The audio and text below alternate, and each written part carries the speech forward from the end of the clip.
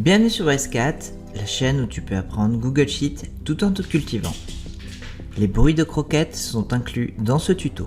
On va voir ensemble les mises en forme conditionnelles.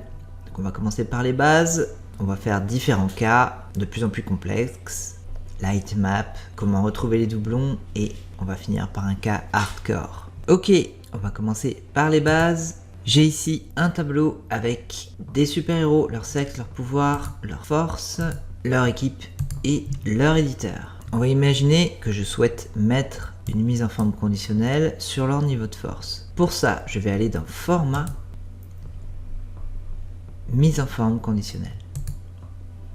La boîte de dialogue mise en forme conditionnelle apparaît à l'écran. Je souhaite appliquer ma mise en forme conditionnelle sur la plage de données qui va de D2 jusqu'à D20. Ok. Ensuite, quelles règles de mise en forme je souhaite mettre en place? J'ai une liste déroulante et j'ai plusieurs choix. Est vide, n'est pas vide, le texte contient, etc. Ce que je souhaite, c'est mettre en valeur les forces qui sont supérieures à, par exemple, 10 000. Voilà mon résultat. Au niveau du style de mise en forme, par défaut, j'ai du vert. Moi, je vais vouloir du gras, texte italique, souligné, comme ça, on le verra bien. Et je vais carrément mettre du rouge. Ok. Je peux ajouter une règle, si je le souhaite, toujours sur la même plage, mais cette fois, au lieu de supérieur, je vais vouloir appliquer une règle à inférieur à, disons, inférieur à 100. Et au niveau de la règle, je vais effacer ça. Je vais simplement vouloir un texte de couleur bleue et une couleur de couleur bleu clair. Ok. Bon, ma mise en forme conditionnelle n'est pas très belle, mais en gros, si on est supérieur à 10 000, on a du rouge souligné et un fond vert. Et si on est inférieur à 100, on a du bleu foncé sur fond bleu clair. Voilà pour ce premier exemple. Je vais sélectionner ma colonne. Et je vais aller dans Format, effacer la mise en forme. Cette fois, je vais vouloir quelque chose d'un peu différent. Je vais venir placer une formule dans mon critère de mise en forme conditionnelle. Je vais vouloir une force supérieure à ce qu'il y a dans la cellule H3. Je vais simplement mettre une bordure. Ok. Comme précédemment, je vais placer ma force à 10 000 par exemple. Je vais à nouveau dans Format. Mise en forme conditionnelle.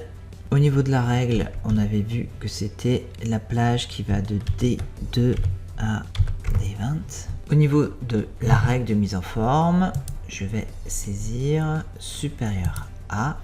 Et plutôt que de saisir un nombre, je vais faire référence à ma cellule H3. Pour que ça marche, il faut utiliser le signe $, pour figer les colonnes et le signe $, pour figer les lignes. Et maintenant, dans ma cellule H3, si je saisis par exemple 5000, j'ai uniquement les forces supérieures à 5000 qui sont mises en forme. Voilà pour les bases de la mise en forme conditionnelle. Et maintenant, on va voir quelques applications. On va commencer par la heatmap. Je retombe sur le même tableau que précédemment. Je vais à nouveau aller dans Format, Mise en forme conditionnelle.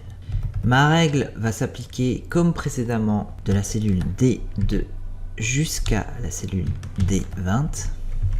Et cette fois, je ne vais pas vouloir une couleur unie, je vais sélectionner le dégradé de couleur. Voilà pour mon dégradé. Pour le moment, plus les héros sont forts, plus la couleur choisie est claire. C'est pas vraiment ce que je vais vouloir. Je vais vouloir un dégradé peut-être sur du bleu. Et les valeurs minimum, je vais les laisser en blanc. Voilà pour mon dégradé de couleur.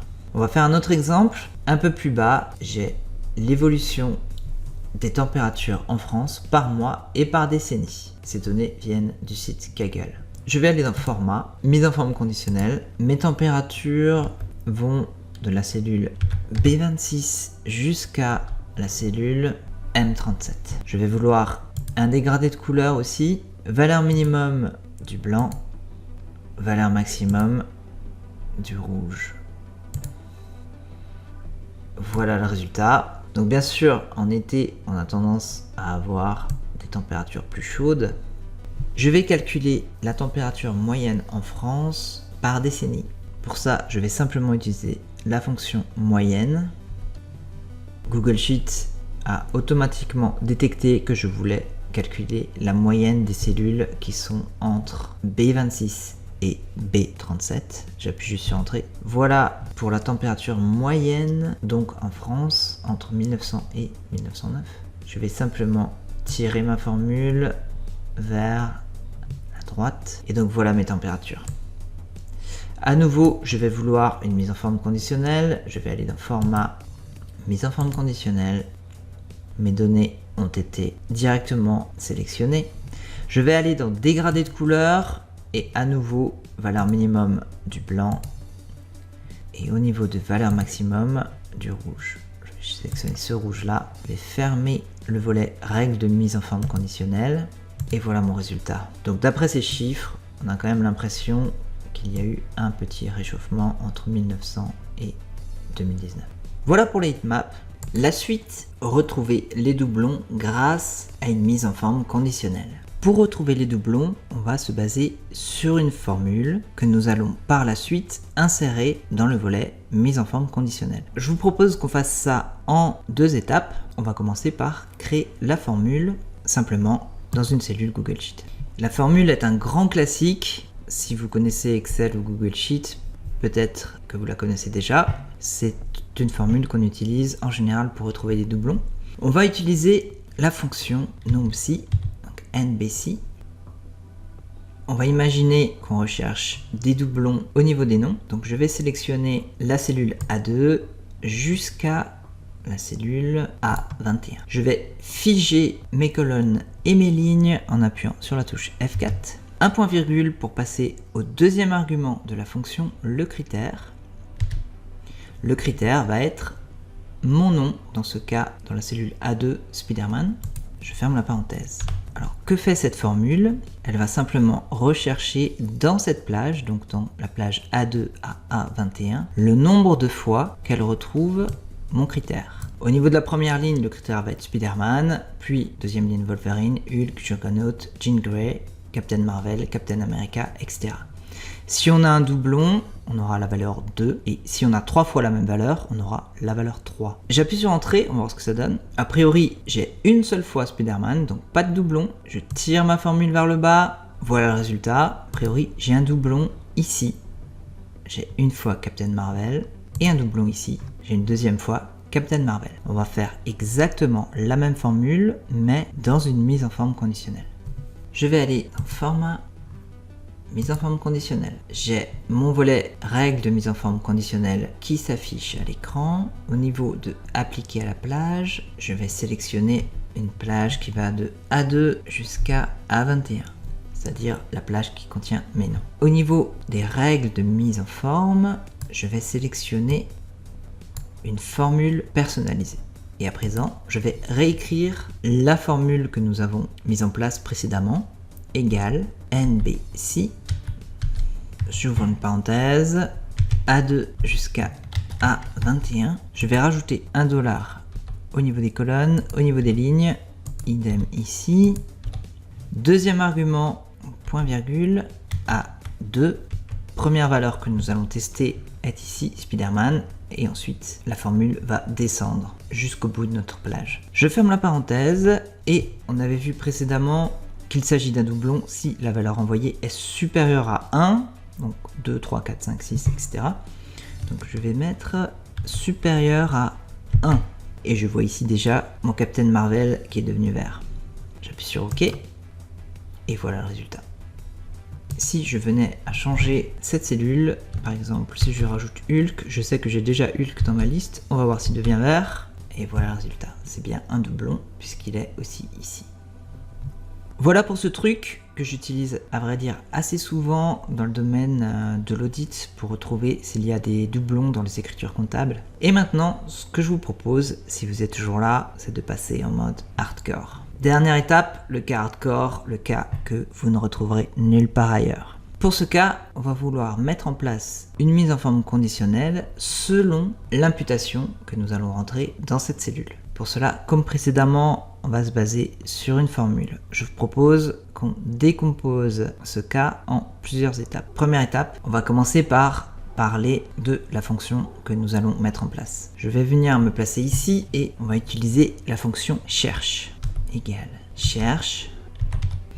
Et cette fonction va me renvoyer la première position d'une chaîne détectée dans un texte. Alors comme ça, c'est pas très parlant, mais on va voir ce que ça donne. Je vais rechercher le mot Hulk, donc double quote Hulk. Je vais passer au deuxième argument, donc point virgule. Au niveau du texte à explorer, on va commencer par rechercher en A5.